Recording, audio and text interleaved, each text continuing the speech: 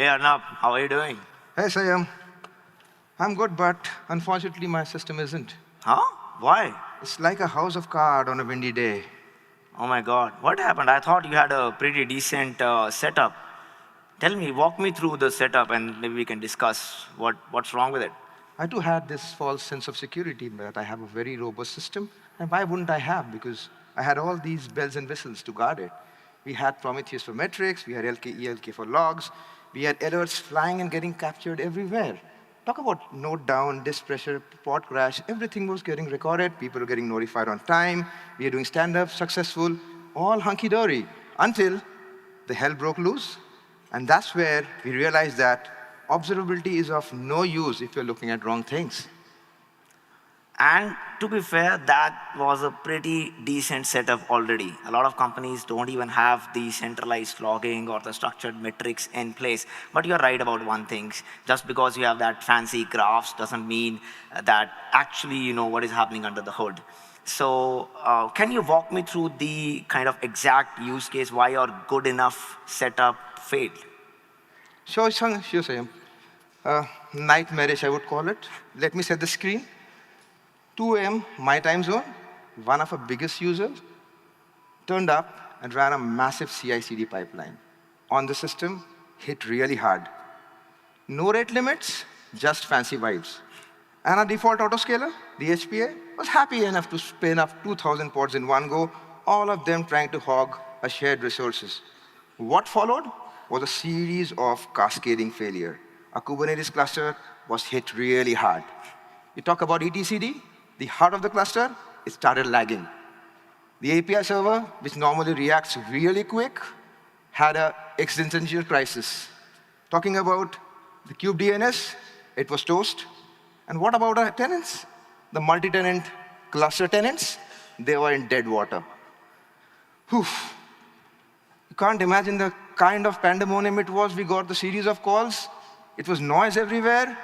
It was just as we set a cat amongst the pigeons. The dashboards, I was so proud about being green, turned red in no time. 99% CPU, 95% memory, not true figures at all. We gasped for breath. We were clueless what to do. And then, of course, the bells and whistles I spoke about, we tried to get into the system to get to the root cause. We were struggling again. And why? When we look at the logs, we had the logs, but we didn't have the correlation. Some were plain text, some were JSON, some had tenant IDs, some didn't. How would have it make any sense to us? It was like reading a novel written by 5 different authors who never missed and never met with each other. Total disaster. And of course, when we don't have such things in place, we are setting up for disaster, setting up a problem.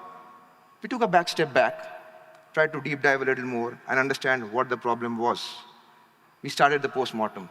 We started the analysis. And honestly speaking, it was peeling an onion one layer after the other. Thankfully, we did demystify some points which were critical. First problem, no tenant isolation. A multi-tenant cluster, where one tenant would hog others' resources, is in the right design. There was something specifically wrong in this setup. Looking at the logs, I was so proud of the ELK stack, but there was no correlation. There was no inconsistent format. You speak a lot about tracing and boast about it, but if they don't propagate from east to west, you don't have a full circle. How can you paint a picture? You can't. It's like, I was trying to solve a jigsaw puzzle of 3 different tiers together with missing endpoints. And finally, where the cookie crumbled the biggest was our default autoscaler. It just couldn't take this snowball effect. So Saiyam, I'm just curious, what could we do better to make life better for us? So that next time we have this problem, we are better placed. Yeah, so that sounds really painful. So what I'm going to say is I analyzed all the points that you mentioned, and what we'll do is we'll make your good enough setup and try to make it even better. So we'll go through all the points step by step. So first you mentioned about the monitoring. So I see currently you have a single Prometheus which is out there. But according to the scale that you're operating, I think single Prometheus won't make sense. So what we are going to do is, if you can move to a setup that is highly available Prometheus, there is a CNCF project called Thanos. So that lets you create that HA Prometheus along with the high metrics as well, long-term storage across multiple Kubernetes clusters. This will be eliminating the single point of failure. You also talked about multi-tenancy.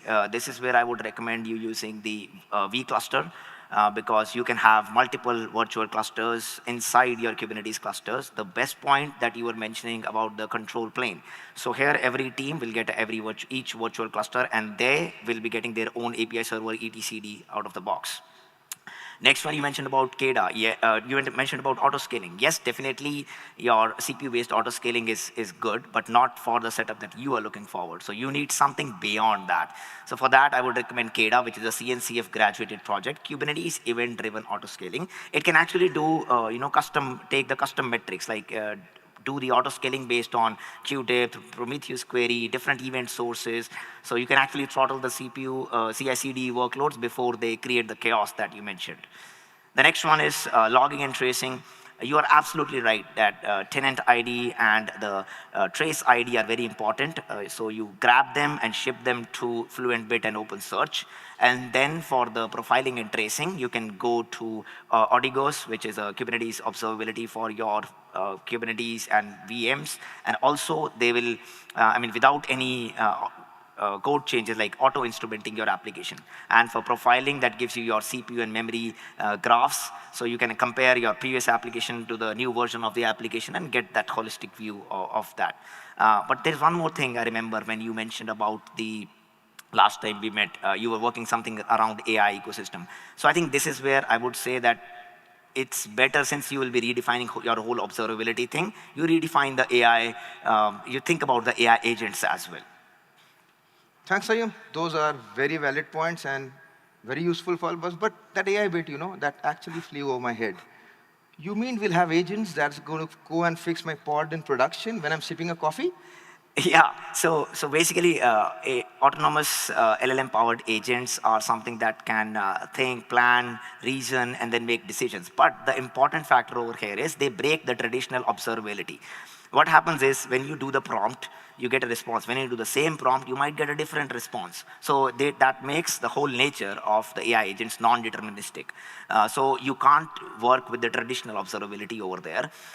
You need to have something along the whole life cycle of the user, agent, tool, and measure all those things. And this is where new observability SIG is there in the OpenTelemetry ecosystem, OpenTelemetry Gen AI SIG. They are working a lot on the semantics, conventions for AI agent, tracing models, embeddings, vectors, logs and prompts, metrics for the cost, latency, token usage, and then you can do it all along the way. Saiyam, Uncle Ben in Spider-Man said, with power comes responsibility. Similarly, with Gen AI come hallucination. Tell me one thing, can I actually trace back if my LLM gives a wrong answer? That's where the current work is going on. So what this particular SIG is working on to capture a lot of telemetry fields which is specific towards AI. So you can capture the model name, you can capture the prompt completion, content, token count that leads to the cost as well, error rates, feedbacks with which you can build a loop, and you can provide the feedback, and you can identify the AI safety hotspots over there. And then you can visualize them using Jaeger, Grafana, and it's basically the LangTrace, your OpenTelemetry, LangFuse, they're already adopting this particular model. Fantastic, Saiyam. Great piece of advice. Time to go right back and clear my observability mess. We'll be back soon.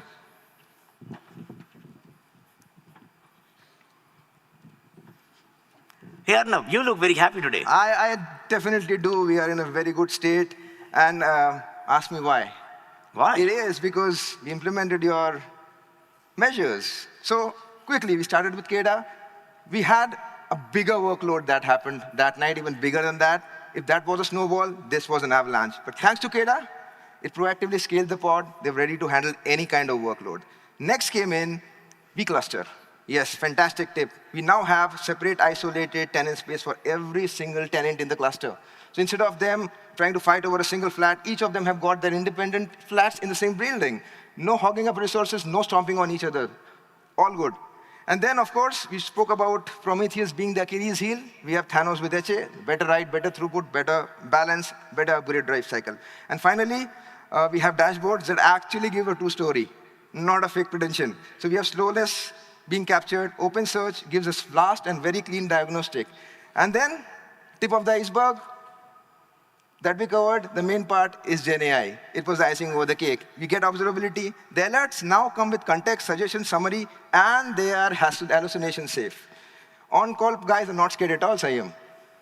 This is awesome. And by the way, we didn't invent any magic over here. What we did was simply use the best practices from the CNCF ecosystem and try to fit the bits and pieces to create the platform that would work today and that would be ready for working in the Gen AI ecosystem as well. Yeah, and you know, it's not that issues won't come anymore. We've been there, but now we design for isolation. We build with observability in mind, and we know our blast radius, so we don't need any more single guinea pig to come and prompt us. Yeah, thank you all for being here and listening to our story. I hope you take these lessons, and you don't wake up 2 a.m. for your observability meltdown. So design for failure, invest in real observability, isolate, correlate, test. Make your platform that you can trust, something even on its worst day. Because the goal is not zero incidents, but zero panic. Let's build system and teams that can stay calm under pressure. That is real engineering. And with that, we'll take a quick selfie, and then we'll hand it over.